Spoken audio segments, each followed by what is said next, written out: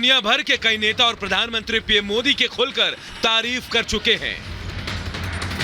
दुनिया विश्व गुरु मोदी की कूटनीति का लोहा मान रही है और इसी कड़ी में अब ब्रिटेन के प्रधानमंत्री ऋषि सुनक भी शामिल हो गए हैं।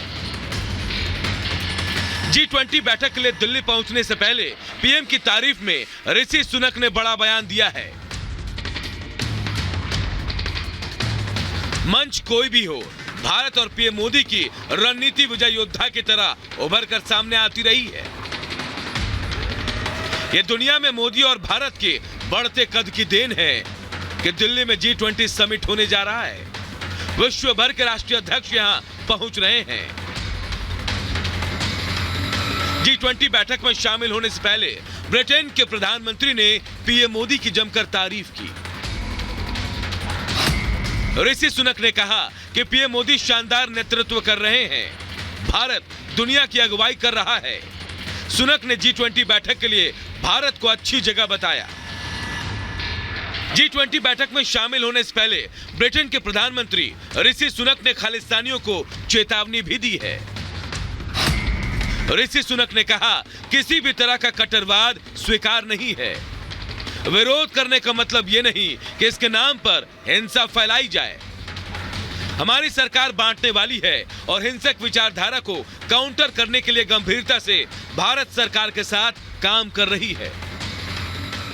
G20 को लेकर जहां दुनिया में भारत की तारीफ हो रही है, समिट को दुनिया में हिंदुस्तान के बढ़ते रुतबे और पीएम मोदी के बढ़ते कद के तौर पर देखा जा रहा है। तो चीन के राष्ट्रपति शी जिनपिंग G20 समिट में शामिल होने भारत नहीं आ रहे हैं। जिनपिंग के इस मंच से गायब होना भारत की तरक्की से उसके जलने के तौर पर देखा जा रहा है।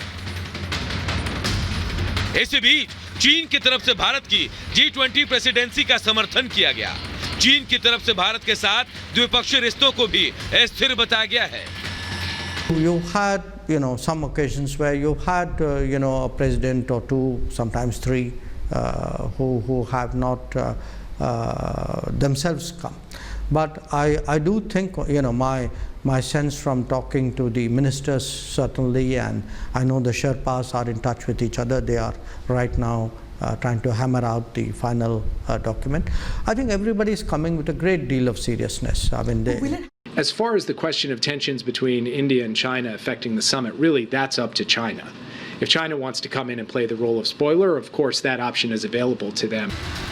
जाहिर है G20 बैठक से पहले पूरी दुनिया भारत की ओर एक उम्मीद से देख रही है, तो दिल्ली की धरती सज धज कर तैयार है। मेहमानों के दस्तक का सिलसिला भी शुरू हो चुका है।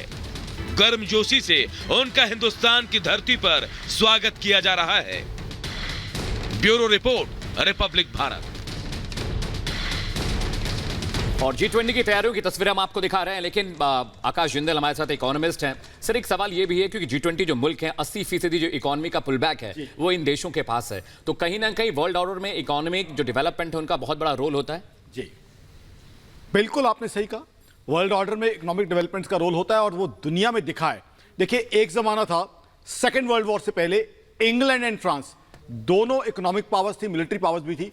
अब सेकेंड वर्ल्ड वॉर के बाद जाइए, अमेरिका जो है वो जो है उसका इमरजेंस होता है, फिर रशिया एक पावर बनती है, यूएसएसआर डाइल्यूट होती है, जापान एक बहुत बड़ी इकोनॉमी बनती है, लेकिन येन को जब डिवैल्यू करना पड़ता है दिक्कतें आती हैं, चाइना फिर पावर पड़ती है। अब जो वक्त है वो हिंदुस्तान का है। हिंदुस्तान की इकोनॉमी का जो है परचम लहराने का वक्त है। देखिए, ऑलरेडी 5th लार्जेस्ट इकोनॉमी हम हैं और 2027 तक या 2026 तक ही 3rd बिगेस्ट इकोनॉमी हम बन जाएंगे। 2031 तक $8 ट्रिलियन इकोनॉमी, 2035 तक $10 ट्रिलियन इकोनॉमी और 2060 तक biggest economy of the world बनने